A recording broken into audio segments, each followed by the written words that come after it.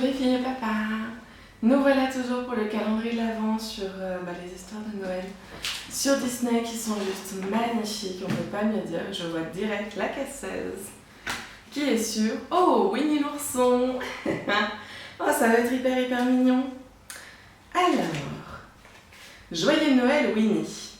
C'est la veille de Noël et Winnie est préoccupée.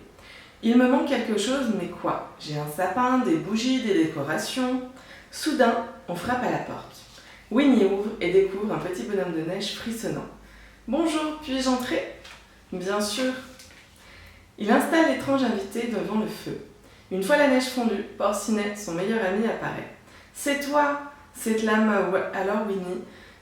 Maintenant qu'il n'est plus frigorifié, Porcinet admire le sapin de son ami.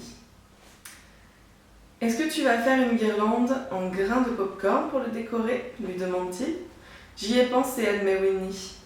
J'avais du pop-corn et une ficelle, seulement j'ai mangé tout le pop-corn. »« Ça ne fait rien, dit Porcinet. On n'a qu'à utiliser la ficelle pour attacher l'emballage des cadeaux que tu vas offrir. » Le petit ourson se souvient enfin ce qu'il cherchait. « Des cadeaux!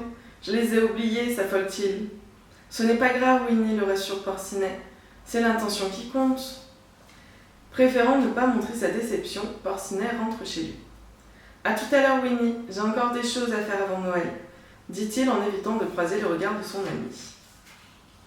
Winnie ne sait pas comment résoudre son problème de cadeaux. Peut-être que Jean-Christophe pourra l'aider. Il va frapper chez son ami. Sa maison est si joliment décorée que le plus étourdi des oursons en oublie la raison de sa venue. « Pourquoi sont-elles accrochées ici ?» demande-t-il en désignant des chaussettes suspendues à la cheminée. Ils vont recevoir des cadeaux de Noël. Winnie se rappelle enfin qu'il n'a pas de chaussettes ni de cadeaux.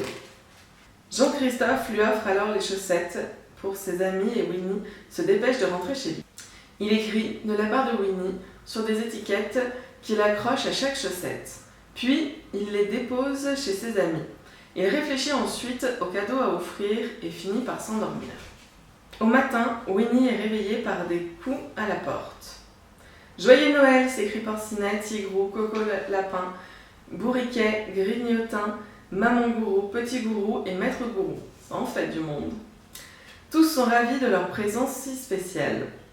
« Comment est-ce possible ?» dit Winnie. « Cela s'appelle Noël, tout simplement, dit Tigrou. » Winnie reçoit quant à lui des pots remplis de miel savouré. « Noël est une fête merveilleuse, s'exclame-t-il, entouré de ses amis. » De nouveau, très jolie petite histoire.